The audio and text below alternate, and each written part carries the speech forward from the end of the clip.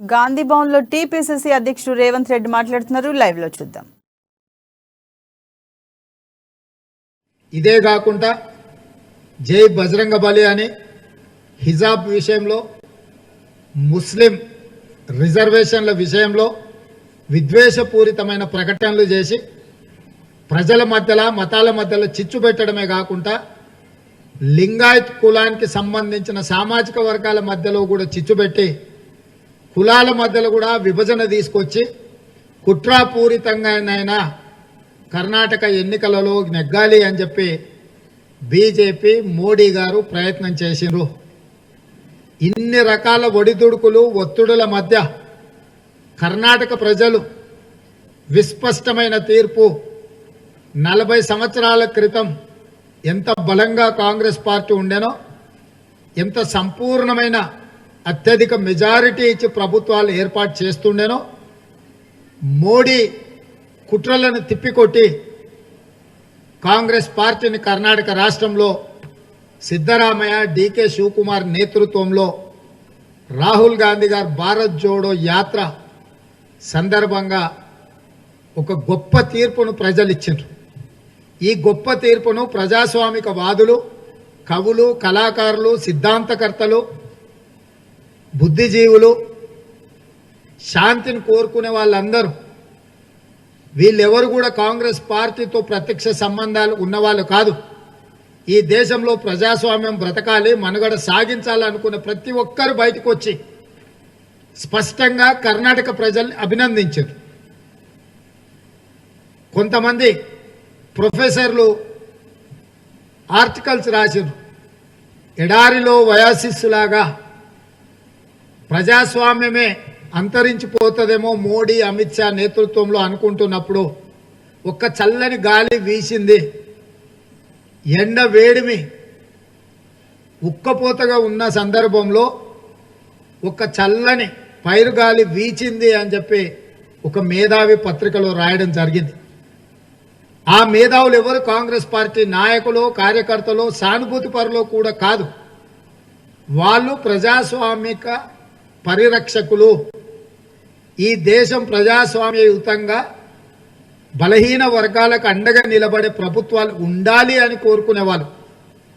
అణిచివేతకు లోనైతున్న వాళ్లకు ఈ ప్రజాస్వామ్యము రక్షణగా ఉండాలి అని కోరుకునేవాళ్ళు. ఈ అద్భుతమైన తీర్పును ప్రపంచమంతా అభినందిస్తుంటే, నిన్న కల్వకుంట్ల చంద్రశేఖరరావు గారు ఆయన పార్టీ కార్యాలయంలో సమావేశాన్ని ఏర్పాటు చేసుకొని తన ఎంపీలు, ఎమ్మెల్యేలు, ఎమ్మెల్సీలు, ముఖ్య నాయకులతో కూర్చొని ఇదో పెద్ద గెలిపే కాదు, ఈ గెలుపును పట్టించుకోవాల్సిన పని లేదు, ఈ గెలుపు గురించి ఆలోచన చేయాల్సిన పని లేదు అని చంద్రశేఖరరావు మాట్లాడిండు. అంటే అసలు ఆయన ఆలోచన చేయాలి. ఇంతకాలం చంద్రశేఖరరావు గారు ఒక మాట చెప్పిండు, మోడీ మీద ఎదురొడ్డి నిలబడి కొట్లాడతాను, మోడీని ఓడించాలి, దేశ రాజకీయాలలో టిఆర్ఎస్ పార్టీ బీఆర్ఎస్గా అవతరించి ఒక గుణాత్మకమైన మార్పును తీసుకొచ్చి ప్రజాస్వామ్యాన్ని దెబ్బతీస్తున్న ఏజెన్సీలను అడ్డం పెట్టుకొని అక్రమ కేసులు పెడుతున్న మోడీని ఓడిస్తాను అని చెప్పి పెద్ద పెద్ద ఉపన్యాసాలు చంద్రశేఖరరావు గారు చెప్పిండ్రు. ఒక స్టేజ్లో మేమందరం కూడా నిజంగానే చంద్రశేఖరరావు గారు మోడీతో కొట్లాడేటట్టే ఉన్నాడు, చూస్తుంటే వాతావరణం వేడెక్కిందని మేము అనుకున్నాం. అదే సందర్భంలో కర్ణాటకలో జేడీఎస్కు మద్దతు ఇవ్వడం ద్వారా హంగ్ అసెంబ్లీని తీసుకొచ్చి కాంగ్రెస్ పార్టీని ఓడించి భారతీయ జనతా పార్టీతో ఎన్నికల తర్వాత, ఫలితాల తర్వాత పొత్తు పెట్టుకోవడానికి చేస్తున్న కుట్రను కూడా మేము బహిర్గతం చేయడం జరిగింది. ఏది ఏమైనా నిన్న టీఆర్ఎస్ సమావేశంలో చంద్రశేఖరరావు గారు కాంగ్రెస్ పార్టీని, శ్రీమతి సోనియా గాంధీ గారి నాయకత్వాన్ని అభినందించకపోయినా కర్ణాటక ప్రజలు ఇచ్చిన ఒక గుణాత్మకమైన తీర్పును అభినందించి ఆ ప్రజలను అభినందిస్తాడని మేము ఆశించినాం.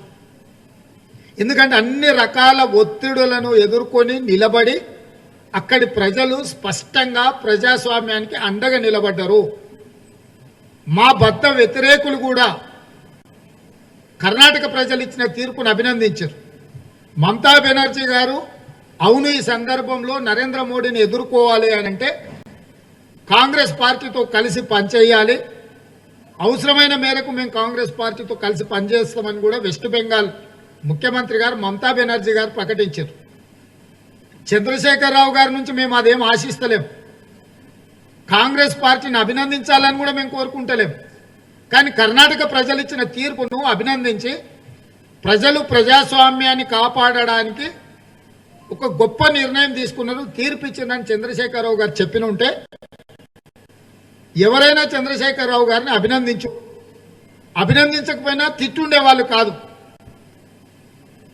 ఎన్నికల ఫలితాలు వచ్చిన మొదటి రోజు కూడా బండి సంజయ్ ఇదే మాట చెప్పిండు, కర్ణాటక ఫలితాలను పెద్దగా పట్టించుకోవాల్సిన పని లేదు, కర్ణాటక ఫలితాలు తెలంగాణ మీద ప్రభావితం చూపించవు, తెలంగాణ రాష్ట్రంలో ప్రజల తీర్పు వేరే విధంగా ఉంటుంది అని బండి సంజయ్ గారు మొదట చెప్పారు.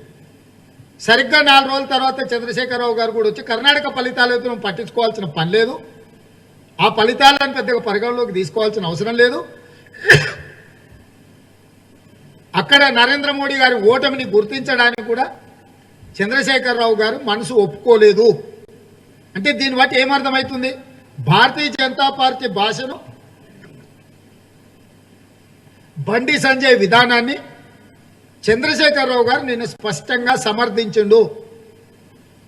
ఇన్నాళ్ళు చంద్రశేఖరరావు గారు ఏదైతే చెప్పినో మోడీకి వ్యతిరేకంగా మేము కొట్లాడతాం,